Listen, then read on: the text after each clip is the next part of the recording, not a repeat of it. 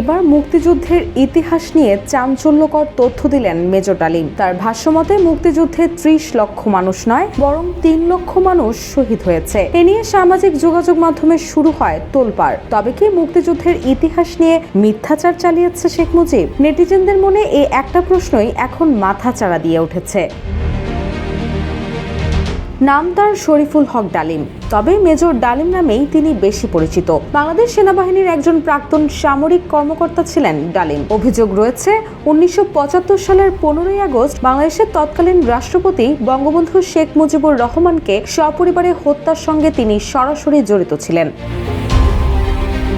রোববার social media YouTube প্ল্যাটফর্মে রাত ৯টায় প্রবাসী সাংবাদিক ইলিয়াস হোসেনের নিজস্ব ইউটিউব চ্যানেলে বিশেষ লাইভে যুক্ত হন মেজর ডালিম, যেখানে তিনি তার জীবন ও সাম্প্রতিক সময়ের ঘটে যাওয়া নানা ইস্যু নিয়ে কথা বলেন।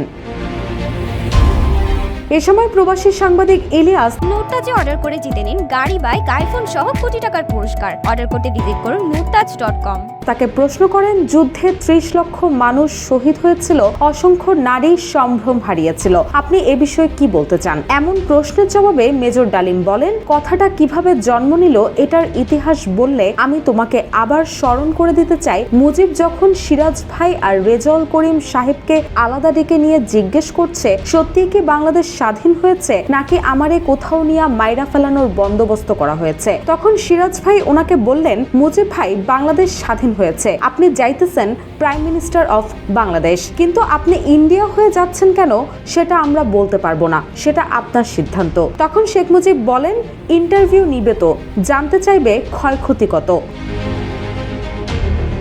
সে সময় সিরাজ বলেন, ধরেন সবকিছু মিলিয়ে ক্ষয়ক্ষতি প্রায় ৩০ লক্ষের মতো। পরে যখন ইন্টারভিউ নিতে আসছিল তখন মুজিবকে জিজ্ঞেস করছিল, what is that thinking of losses life during the freedom fighting? তখন শেখ মুজিব বললেন ৩ মিলিয়ন। ৩ লক্ষকে বানায় ফেললো ৩ মিলিয়ন। ওইখান থেকে যে রেকর্ড বানানো শুরু হলো ৩ মিলিয়ন, ওটা চলতেই আছে।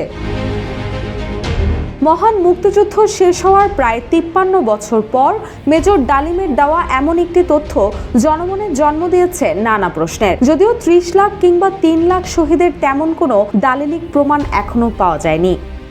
রুশা সুর, জয় জয় দিন।